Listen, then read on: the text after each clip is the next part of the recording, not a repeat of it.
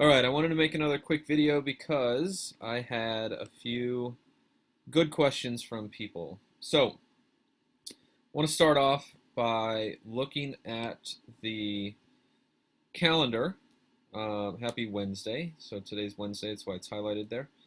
Hopefully you had a chance to watch the first video, and today I want to talk about your actual assignment. So I'm going to go ahead and open up both of these and kind of walk you through how to use these two documents. So the Google Sheets tutorial, and then the activity slash handout.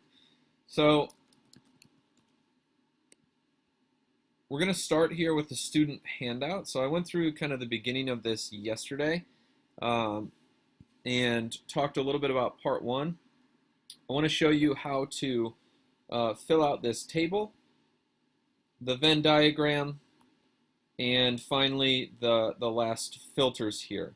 I'm not going to go through 1 and 2. If you have questions about those, show up tomorrow, and I'll go ahead and talk through those. And then same thing with part 2 and part 3. So what I would like is for you guys to come with your questions tomorrow if you have those. But I did want to at least show you a few things for the beginning so you felt like you could get a good start. Alright, so I'm going to go ahead and launch this. So this is, again, this is the interactive map. This is the WildCam. You can see over here on the right that I'm logged in. Make sure that you've registered and logged yourself in. It's really easy. You can just use your school email address, and then finally the lab. So I'm going to go ahead and we've already looked at A and B. I'm going to talk a little bit about C now. So we're going to open the data page of the WildCam lab. So this right here is the WildCam lab. So I'm going to go ahead and click on enter.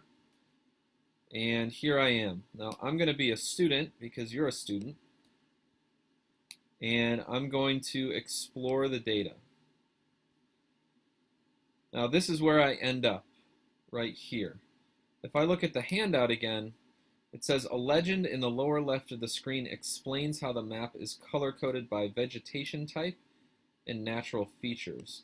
So down here I have a legend, and a legend is basically something that just gives me information about what I'm looking at on a map. And I can see that the different colors correlate to different habitats, basically. Okay? The orange dots on the map show the location of cameras. So if I look at the map again, all these orange dots in here, this is where they've set up cameras throughout this national park. So I have my legend, tells me what kind of habitat or environment, and then I have the location of the cameras. When you click on any of the orange dots, a pop-up window with a random selection of 6 images is displayed from that camera.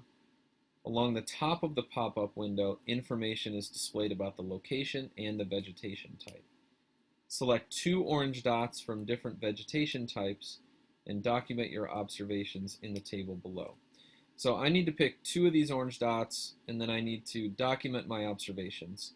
So I'm going to do this for 1. So I'm just going to come in here. I'm going to go ahead and click on this orange dot, and this gives me all of my information. So the first one to pay attention to is the habitat. What is this habitat? In other words, what is the environment? This is a floodplain grassland. And if I look here, it says vegetation type. So my vegetation type in this instance would be a floodplain grassland. Now, I'm going to make some observations about the animals. So types, numbers, behaviors, anything that I basically can see. So I'm looking here. Now you can go through and you can look at even more photos. There's a lot of photos, so you're probably not going to want to go through too many of them. But I can already make a few observations. So down here, I can see that there are monkeys down here. Here in the middle, That's some type of deer, potentially an elk maybe. Now these all have very specific names. I'm not an expert when it comes to the wildlife in this national park, but that information is available for you if you want it. You don't necessarily need to do that. So I've got deer, I've got monkeys that I see, I've got an interesting animal, almost looks like a small version of a hippopotamus here. So I've got a lot of different types of animals. So for my animal observations, I would